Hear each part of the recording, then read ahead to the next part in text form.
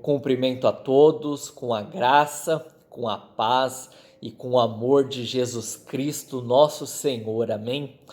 Hoje daremos sequência ao capítulo 21 de Apocalipse e agora começaremos a ver o céu, aquilo que Deus já preparou para nós, a razão de toda a nossa esperança, de toda a nossa fé, de toda a nossa devoção ao Senhor, o propósito da nossa existência.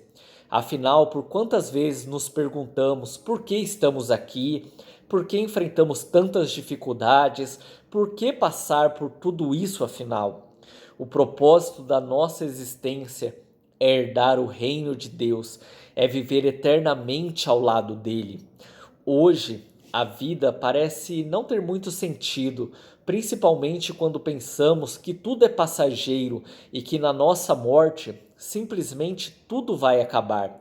Então, qual o verdadeiro valor de conquistas, experiências, realizações, sendo que tudo vai ter um fim? Nossa esperança em Deus é que tudo isso que vivemos hoje não é em vão. A vida que vivemos hoje é passageira, mas cremos que Jesus irá nos ressuscitar quando ele voltar. E tudo aquilo que vivemos hoje será julgado de acordo com a palavra de Deus. E se estivermos com ele, se cremos em sua palavra e o aceitamos como Senhor e Salvador da nossa vida, ele nos dará a eternidade. E isso que nós veremos hoje. De que forma viveremos? Onde será a eternidade? Vamos ler Apocalipse 21, a partir do verso 9, que diz assim: E veio a mim um dos 7 anjos que tinham as 7 taças cheias das últimas 7 pragas, e falou comigo, dizendo: Vem, mostrar-te-ei a esposa, a mulher do Cordeiro. E levou-me em espírito a um grande alto monte, e mostrou-me a grande cidade, a santa Jerusalém, que de Deus descia do céu. E tinha glória de Deus, e a sua luz era semelhante a uma pedra preciosíssima, como a pedra de jaspe, como cristal resplandecente. E tinha um grande e alto muro com 12 portas, e nas portas 12 anjos, e nomes escritos sobre elas, que são os nomes das 12 tribos dos filhos de Israel. Do lado do levante tinha 3 portas, do lado do norte 3 portas, do lado do sul 3 portas, do lado do poente 3 portas. E o muro da cidade tinha 12 fundamentos, e neles os nomes dos 12 apóstolos. O que João começa a descrever aqui é que um dos anjos que estavam com as taças da ira de Deus diz que vai mostrar a esposa do Cordeiro. Depois que as taças são derramadas sobre este mundo, aparece então a esposa do Cordeiro. E vamos lá. Quem é o Cordeiro? É Jesus. Jesus é o Cordeiro de Deus que tira o pecado do mundo. E a sua igreja, e quem é a igreja de Deus? São todos aqueles que receberam a salvação em Cristo, que creem em Jesus, o Filho de Deus. Sua igreja hoje é chamada de noiva, porque aguardamos a vinda do noivo. Mas João diz aqui que o anjo vai mostrar a esposa, ou seja, representa aquilo que iremos herdar por toda a eternidade com Jesus. Sua igreja, neste momento, deixa de ser noiva, porque Cristo volta a este mundo e nos recebe no reino celestial. Então a igreja deixa de ser noiva e se torna esposa. A igreja, enfim, recebe todas as promessas vindas da parte de Deus. O plano da salvação se concretiza na humanidade. Então veremos o que a igreja, como esposa de Deus, quando Jesus nos arrebatar para ele, iremos herdar. João, em espírito, vê a grande cidade, a nova Jerusalém que desce do céu. Essa palavra que João vê em espírito pode ser compreendida de duas maneiras. A primeira, que de fato João foi levado para este momento em espírito, como que o espírito saísse do corpo e fosse transportado para este momento, E outra compreensão é que ele tenha tido uma visão espiritual desse momento. Deus deu uma visão para ele. Enfim, isso para nós não faz diferença. Mas o fato é que João vê uma cidade descendo do céu. Não uma cidade qualquer, mas a santa cidade que vem de Deus. Uma cidade que reflete a glória de Deus. João então começa a tentar explicar o que está vendo, comparando a cidade com as coisas que existem aqui na terra. Mas é certo que aquilo que ele viu vai muito além da nossa compreensão. Porque imaginem a cidade refletindo a glória de Deus.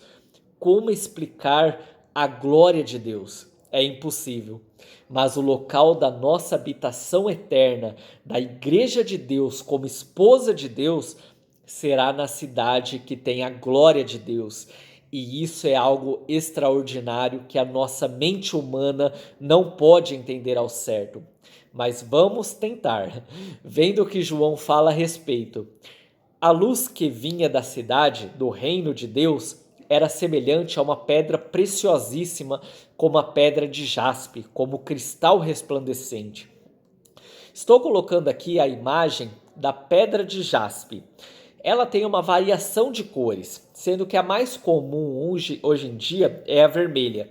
Para nós, olhando essa imagem, não parece nada demais, mas a história diz que a pedra de jaspe na antiguidade era a pedra mais preciosa, a mais valiosa que existia, que inclusive fazia parte da estola do sumo sacerdote. Então João compara aqui a luz da cidade com a pedra mais preciosa que existia na época, e ainda dizendo como cristal resplandecente. É certo que aquilo que ele estava vendo era algo glorioso e de inestimável valor. João vê um grande e alto muro com 12 portas, e nas portas 12 anjos, e sobre cada porta tinha o nome das tribos de Israel. Além disso, ele vê que o muro da cidade tinha 12 fundamentos, que levava os nomes dos apóstolos. Isso é algo interessante. A cidade é fundamentada ou tem a sua base, sua estrutura firmada nas 12 tribos de Israel e nos 12 apóstolos, ou seja, onde está fundamentado o plano da salvação de Deus, tanto no Velho Testamento, onde a lei de Deus apontava para o Messias, como para o Novo Testamento, onde a lei de Deus se cumpre em Jesus Cristo. Então, os fundamentos da cidade santa nos remete ao plano de salvação de Deus. Vamos ler mais alguns versículos? E aquele que falava comigo tinha uma cana de ouro para medir a cidade, e as suas portas e o seu muro. E a cidade estava situada em um quadrado, em um comprimento, e o seu comprimento era tanto como a sua largura. E mediu a cidade com a cana até 12.000 estádios, e o seu comprimento, largura e altura eram iguais. E mediu o seu muro de 144 côvados, conforme a medida de homem, que é a medida de um anjo. O que João vê é que na cidade havia 3 portas em cada lado.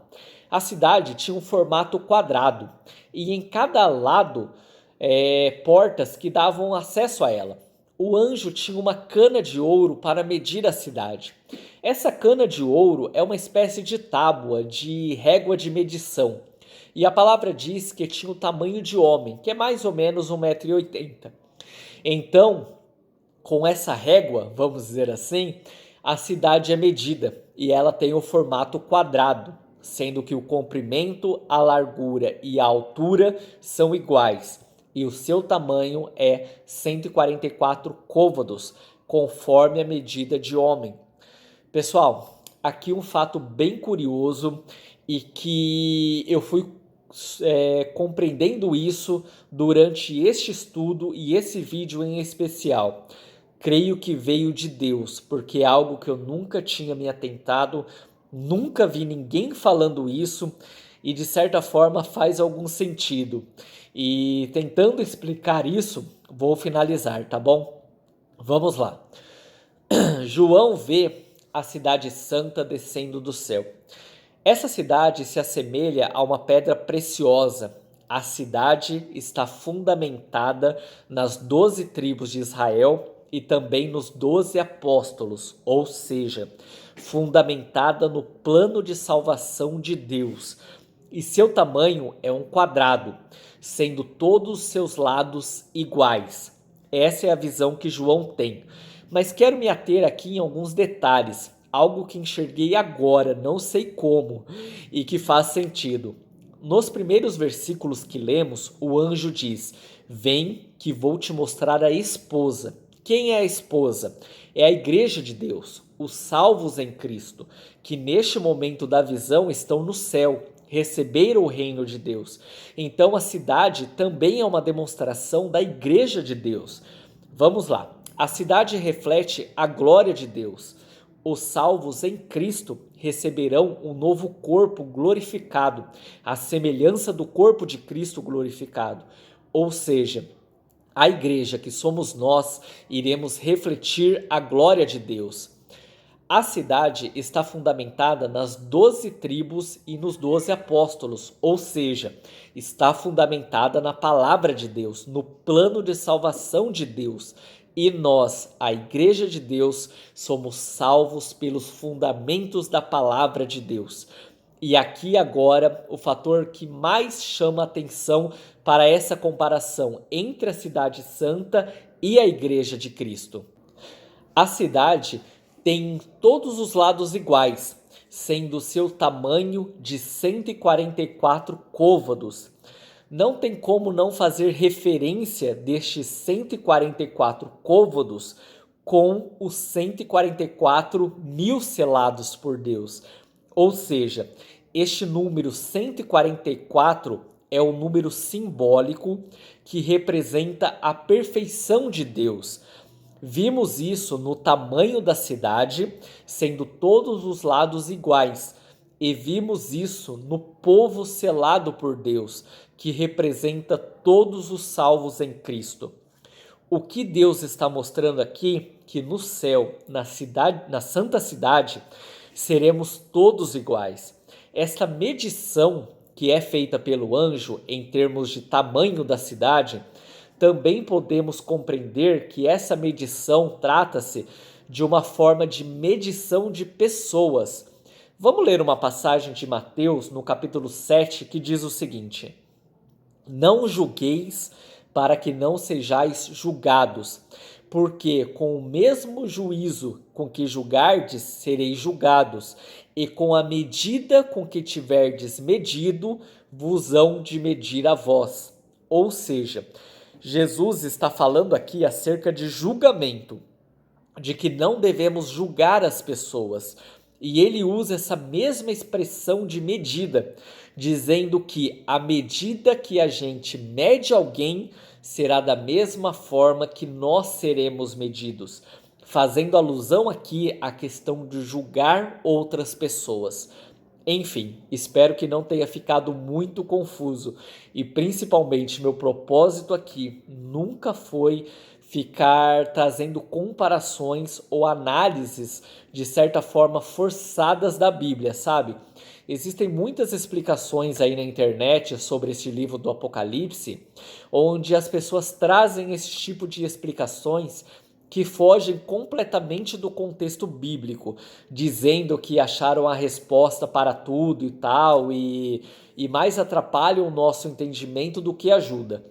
Eu nunca quis fazer isso e confesso que só tentei fazer essa comparação entre a cidade santa e a esposa, que são os salvos, por causa da compreensão que Deus me deu neste exato momento, porque eu nunca tinha visto dessa maneira e principalmente eu nunca tinha entendido muito bem esta questão do anjo medir o tamanho da cidade. E também em uma outra passagem onde o anjo mede o santuário. Então, eu acredito que a mensagem que Deus quis nos trazer neste momento é que tanto a cidade em que iremos morar, como nós mesmos, será algo realmente glorioso e que seremos iguais. todos numa mesma condição. Espero que essas palavras façam sentido e que Deus nos conduza à verdade no entendimento, para que a sua palavra seja sempre viva em nossos corações e edificante para a nossa vida. Que o Senhor nos abençoe. Amém?